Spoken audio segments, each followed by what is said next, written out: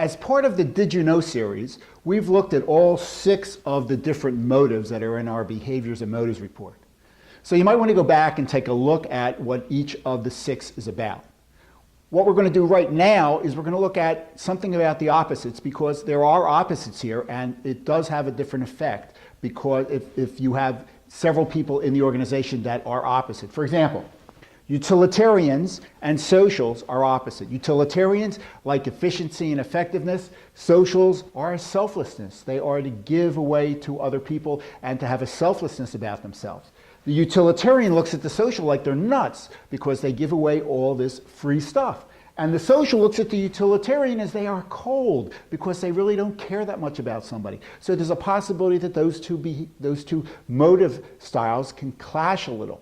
Right? If they understand each other, then there's less likelihood of a clash.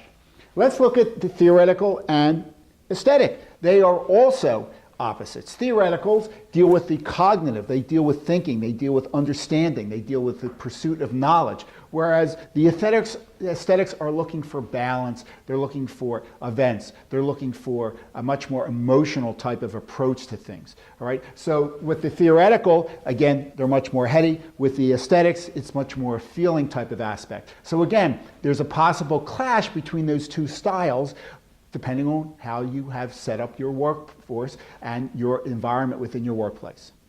Finally, let's look at the difference between the individualistic and the traditional. Again, opposites. And in this case, they're mostly opposite on rules. The individualistics love to set the rules. The traditionals love the rules to be set for them. So in an organizational environment, you don't want to go up to an individual and say, this is the rules that you have to follow, because they're going to say to you, sure, I'll follow them. Right? And then they're going to do what they want to do. All right? In the same regard, you can't say to a traditional, I want you to create this structure, because they're going to flounder. They're not going to be able to do that. But if you say to the traditional, this is the framework I want you to work in, then they're fine with that. If you say to the individualistic, let's create a structure together so we are in both agreement that this is the rules to the game, they're motivated. The key is you need to figure out what is motivating the individual, and you can see that in our report.